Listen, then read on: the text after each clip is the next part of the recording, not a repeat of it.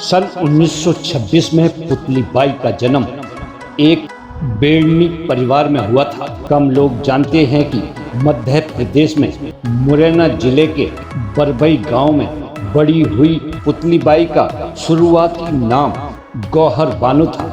घर की आर्थिक स्थिति अच्छी नहीं थी। माँ असगरी, पिता नन्हे खां और भाई अलादीन समेत परिवार में अन्य लोग शादी विवाह जैसे माहौल पर दूसरे लोगों के यहाँ नाच गाना करते थे।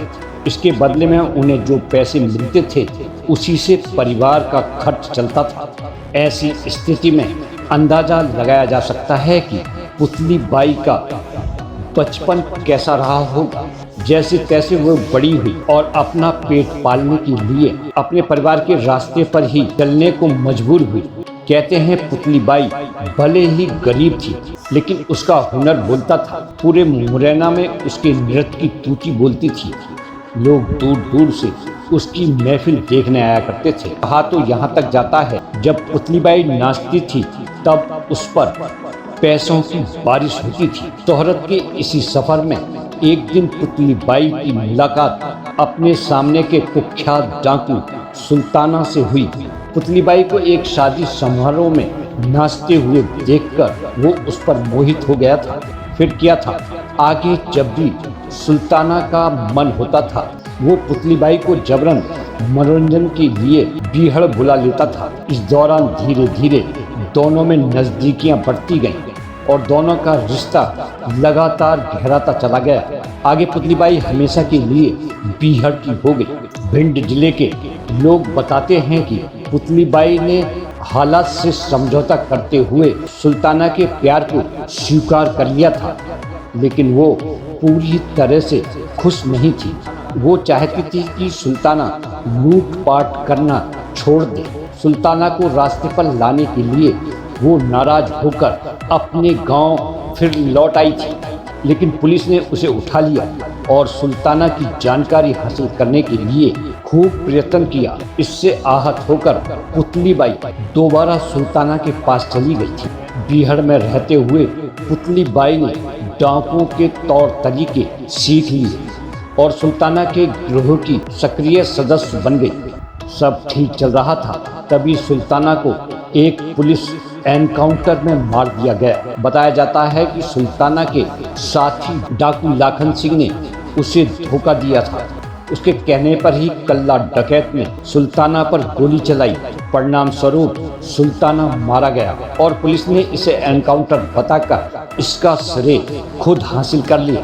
पुतली बाई के लिए यह एक कठिन समय था, मगर उसने खुद को मजबूत किया और सबसे पहले सुल्ताना को मारने वाले कल्ला डकैत को मार गिराया। इस तरह पुतली बाई ने अपने पति की मौत का बदला लिया और सुल्ताना गैंग की लीडर बन गई। इसके बाद पुतली बाई ने वो आने वाली कई पीढ़ियां नहीं भूल पाएंगी।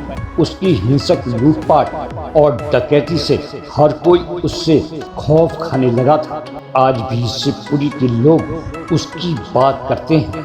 1950 के दशक में शिवपुरी से लेकर चंबल तक पुतली बाई ने लोगों को खूब डराया। चंबल के इतिहास में वो पहली एक महिला डकैत बनकर उभरी थी जिसने किसी गिरोह का नेतृत्व किया और कई बार पुलिस के साथ मुठभेड़ की। पुतली बाई को लेकर एक किस्सा खूब मशहूर है।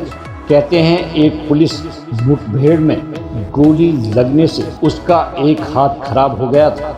लोगों को लगने लगा था कि पुतली बाई अब कमजोर हो जाएगी, मगर वो पीछे नहीं हटी। जब भी जरूरत पड़ती पुतली बाई ने एक हाथ से बंदूक उठाई और पुलिस की हर गोली का मुंह तोड़ जवाब दिया। कहानीकार बताते हैं कि पुतली बाई दर्जन लोगों पर अकेले ही भारी पड़ती थी। उसका व्यक्तित्व एक अलग था। यही कारण था कि उसके जीवन पर कई फिल्में बनाई जा चुकी हैं। 26 जनवरी 1958 का दिन पुतली बाई की जिंदगी का आखिरी दिन साबित हुआ। यही वो दिन था जब शिवपुरी के जंगलों में उसे अनंत मार गिराया गया। तो दोस्तों, ये जानकारी आपको पसंद आई होगी। आप हमारे चैनल को लाइक करें, शेयर करें और सब्सक्राइब करना ना भूलें। धन्यवाद।